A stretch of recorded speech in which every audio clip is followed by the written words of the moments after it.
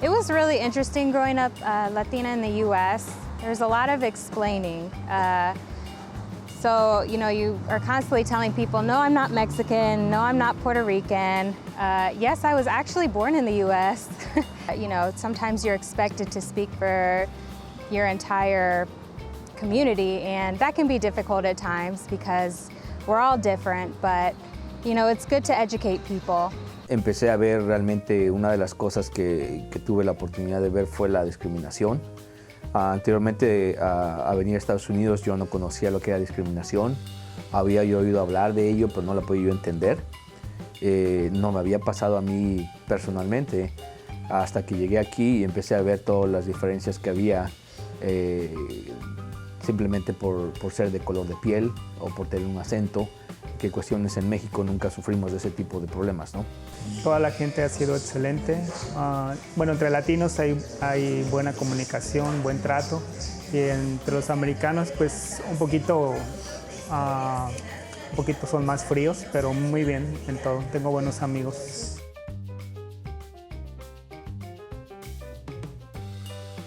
Sobre la cultura es una cultura extraordinaria. Tenemos mucha historia, arte, y muchas personas le tienen miedo a lo desconocido y no se atreven a experimentar o a ser parte de algo distinto. Entonces, para que ellos conozcan lo necesario o lo que les interese, primero yo pienso que necesitarían abrir la mente un poco. Tenemos el orgullo de tener idiomas o lenguas nativas y queremos preservarlas. Entonces es muy importante también que empecemos a abogar por la preservación de las lenguas nativas de las culturas latinoamericanas que hay. Tenemos buenas costumbres y buenos valores. Pues me gustaría que supieran un poquito más de nuestra historia, porque tenemos mucha historia. Acerca de la comida, también tenemos muy buena comida, la gente es muy amable. Pues que la gente es muy arraigada a la familia, tenemos muy buenas...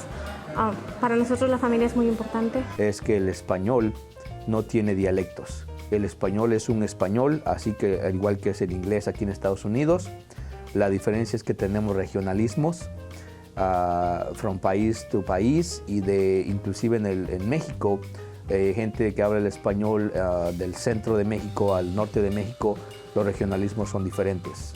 Un ejemplo claro es el inglés de Nueva York al inglés de Texas.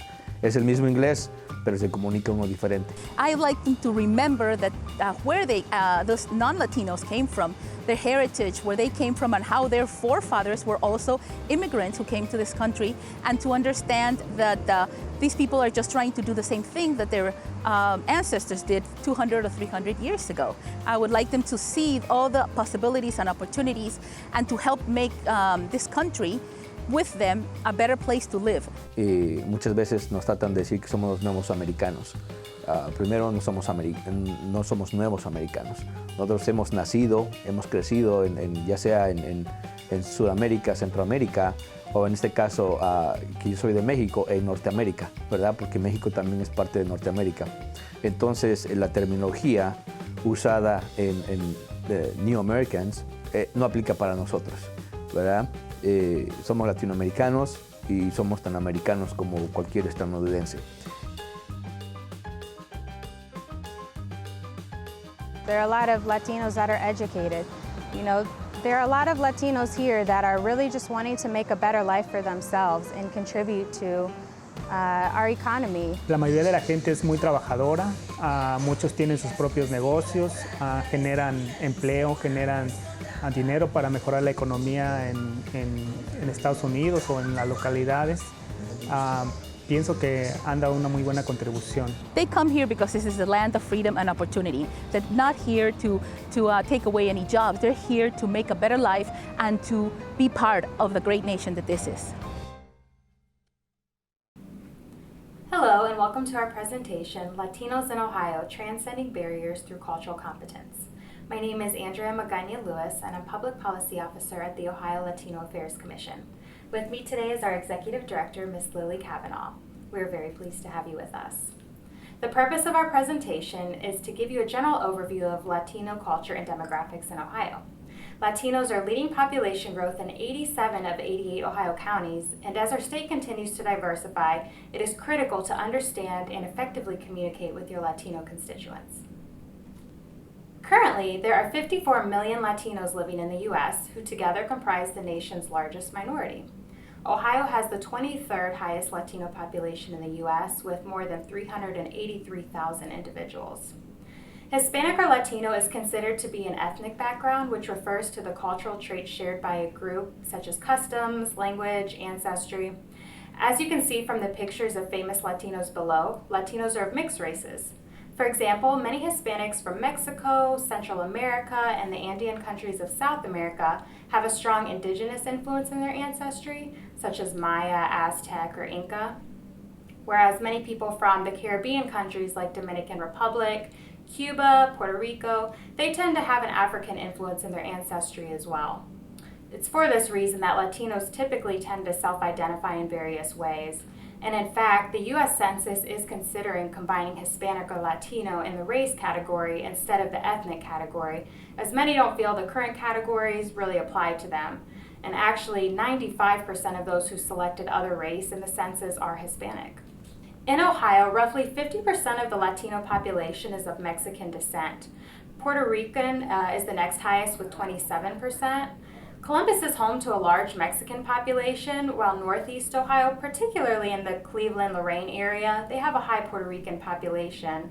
It's also important to note that Cincinnati has a growing Central American population. As you can see, most of Latin American countries have gained more political stability, but still, there are many reasons why people come to the U.S. We know about the problem with the violent drug trade. We also know that a lot of the people that come to this country come so because of economic opportunities or a better life for their future and their families. For example, when I came to the United States the first time, I came here as an exchange student. A great number of people come here to improve the quality of their lives or to take advantage of the opportunities to do entrepreneurship or raise their children as well. So something important to consider is, who are they and why are they coming here? Have you seen Latinos in the supermarkets? Have you ever noticed that we never go alone anywhere? Have you had the chance to see the opportunity of interacting with a family where a decision is not made by one, but is made by the whole? Have you noticed the extended family? As you can see on our slide, Latinos function in the sense of family, not the individual. So that is very important for you to know as you do your outreach and your work with the Latino families. In particular, because we happen to be in a foreign country, we tend to be even closer to those that are familiar to us. In that case, many times we see that as a disadvantage, but in fact, there's a strength in numbers. Wouldn't you do the same if you were in a foreign country?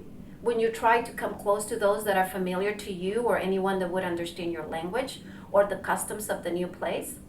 In the Latin American culture, the extended family includes not only your parents, but maybe your grandparents and your cousins and your aunts as well.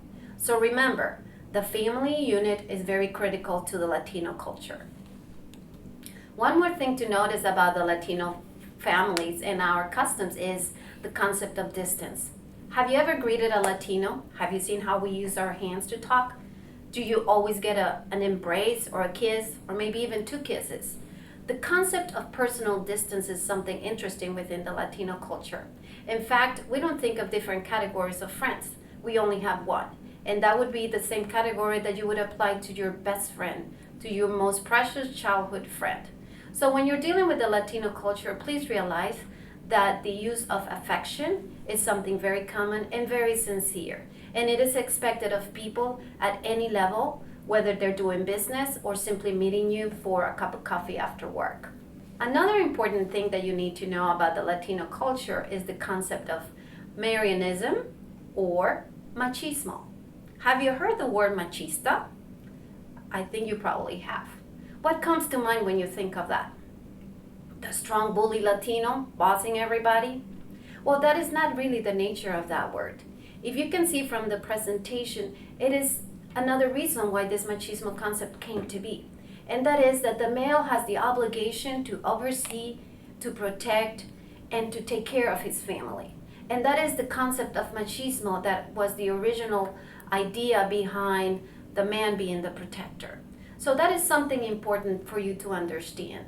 That many times decisions are not made by the women and they want to consult with their man, not because the men have more power or have the final word, but because there is a certain level of consolation or a certain level of security by sharing those major decisions with those men that happen to be the head of the household. Another thing that you may have heard is Marianismo. What is this? It's the idea that women should be helpful, loving, caring, and nurturing, just like the Virgin Mary used to do. And they're completely devoted to the well-being of their family and those around them. So these two types of behaviors are important for you to note because it's going to help you better understand your customer or the Latinos that you're interacting with. Those family values are crucial to explaining who we are and why we do the things that we do. The vast majority of Hispanics in Ohio are Catholic or at least religiously affiliated, although that number has begun to decline in recent years. Nevertheless, religion does play a large role in Latino culture, shaping our value system and way of living. In particular, faith leaders hold an important position in the community as they provide guidance and leadership on important matters and through times of tragedy.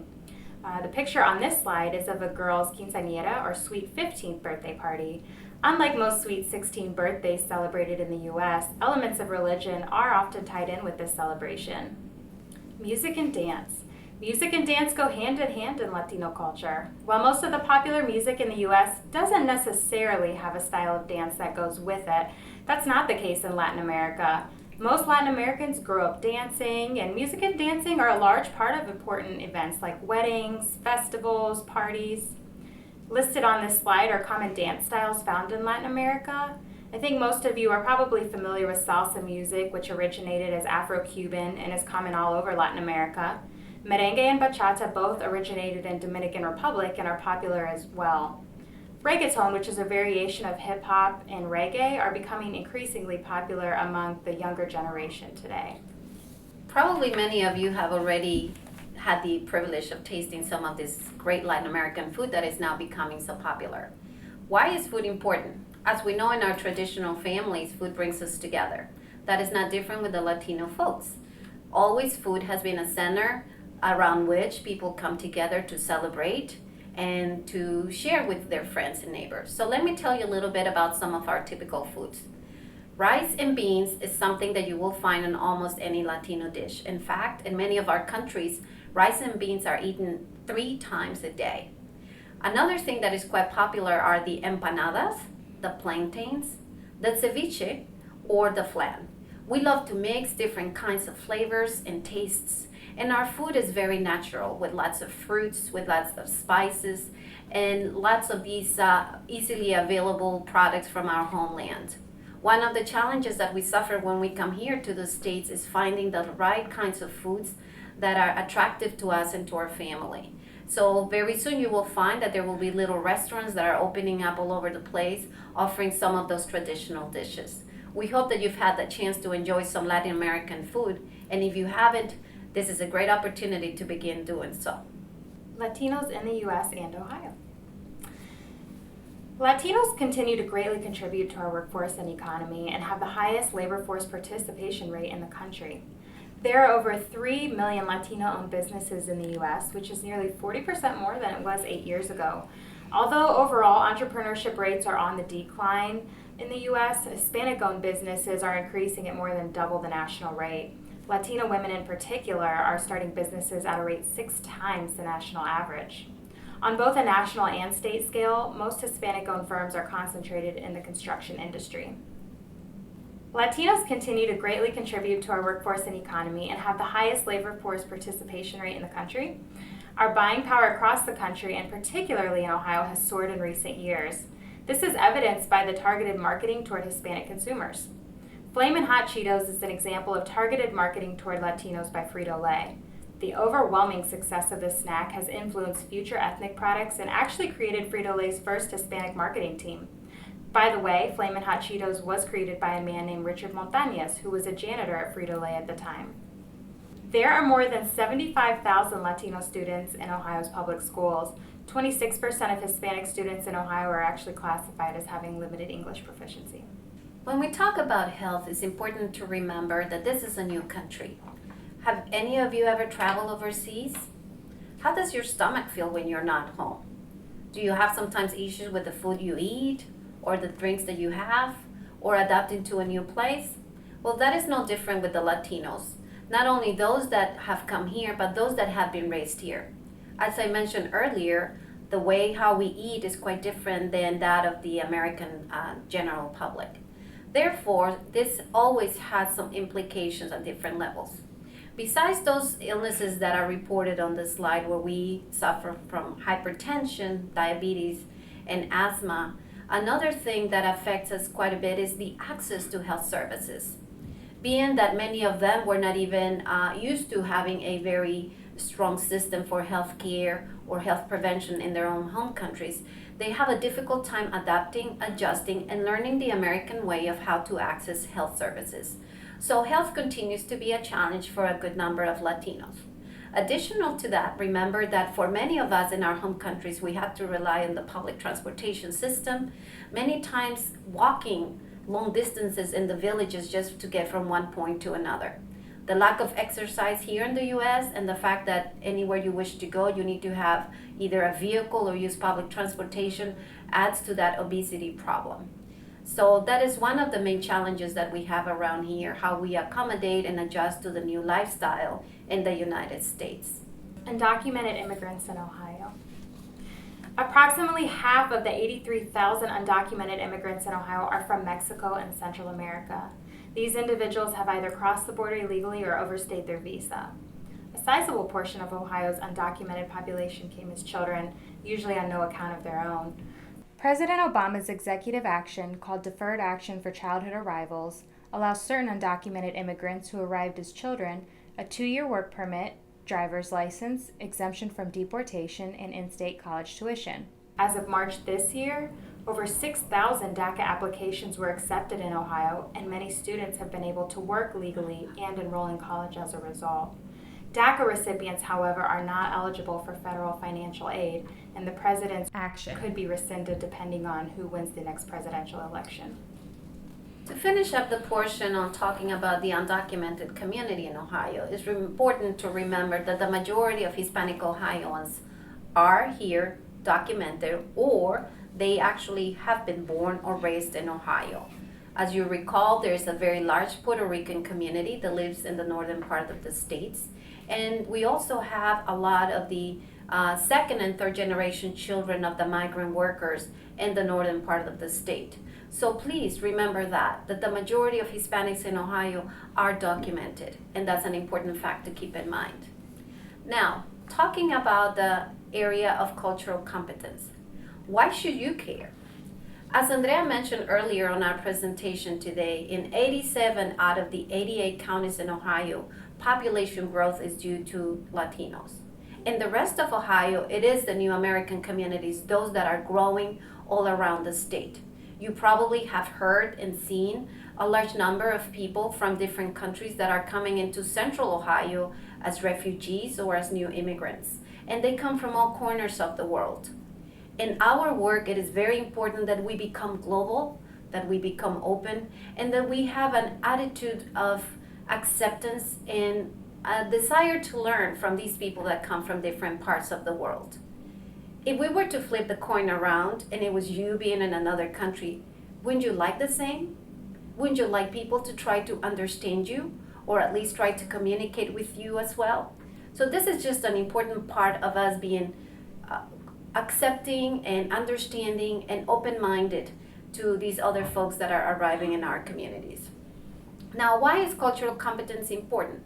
Because this is something that is going to give you the awareness, the skills, and the capacity to understand and to identify what might be some of those unique beliefs and value systems the customs, the language, and the traditions of these people that have made Ohio their new home. I'll outline some action steps to becoming more culturally competent and using what you've learned about Latino culture to successfully communicate across cross-cultural lines. A first step is to value, honor, and respect the diversity of each individual. By valuing others' opinions instead of shutting down when differing views are expressed, you can listen for the wisdom and difference and adapt as necessary. Second, use self-reflection. Ask yourself, do I hold any negative stereotypes about a group of people? Third, be conscious of the dynamics when cultures interact. Recognize and respect that other cultures may communicate differently than you're used to. For example, with what we've discussed in Latino culture about personal space, touch, eye contact, and indirectness. It's important not to take things personally and become offended because someone from another culture is not interacting with you as you would expect them to. They could be thinking the same of you. Fourth, get to know your constituent or customer. We gave you a brief overview of Latino culture today, but take the opportunity to learn more about the people you serve, especially with Latinos, because Spanish is a shared language, but each country has their own set of customs and religions. And finally, be able to use the knowledge you've gained to successfully interact cross-culturally. It's important to know that linguistic competence goes hand in hand with cultural competence. So let me tell you a little bit about the Ohio Latino Affairs Commission and why you watching this video is important for us today. We are the state commission that represents the Hispanic community in the state of Ohio, and we have 3 key mandates: to advise the governor and the legislature on issues that impact Hispanic Ohioans, to connect the Latino and Latino serving organizations across the state, and to build the capacity of Latino leadership and Latino serving organizations. In fact, we are here to help you build that bridge that will connect you with the Latino community in Ohio. The Ohio Latino Affairs Commission hosts several events throughout the year. You will see some of those represented on our slide. We have a very wide network of community leaders and friends all around the state that communicate with us on a regular basis. So why is this important to you? You can consider many of our events as opportunities for you to come, to join us, to network, and to get to know not only the Latino leaders in the community, but also to mingle with folks from the community and learn a little bit more about their culture, their needs, their desires, and the way they click. Why is that important? Because we know that many of you are working very hard to try to create excellent reach out programs and information and communication for the Latino community. We also understand that sometimes you feel frustrated because that communication is not breaking through the barriers and it is not getting to the people you need. Well, that is why we are here. We are here to help you reach out to, communicate with, and become friends with the Hispanic community in the state of Ohio.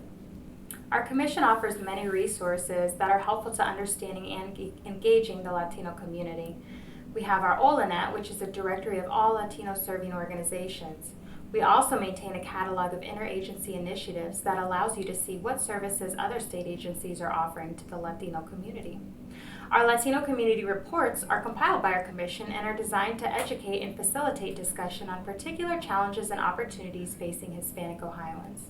All of these resources and more can be found on our website at ochla.ohio.gov. And something that is important for you to know is that Latinos are very savvy with technology. In fact, you will probably be surprised to know that they are the group in the United States that makes most use of technology at this time. You would wonder, why is that? How come? Has any of you used Facebook? Any of you tried to communicate with your family through WhatsApp? Or maybe some of these other many different opportunities that you have? Well, technology has provided a great opportunity for Latinos to stay in touch with their family back home, but that also has opened many other doors. Latinos make use of social media every day to receive and to share information. So remember that as a clue as to how you can communicate with them in a very rapid way. Also, at our Ohio Latino Affairs Commission, we are ready to help you at any time. Please feel free to contact us and let us know how our commission can help to bridge that gap and to bring you closer to the Hispanic community in Ohio. Thank you so much for joining us today, and again, feel free to reach out to us with any further questions or suggestions. Thank you, muchas gracias y feliz día.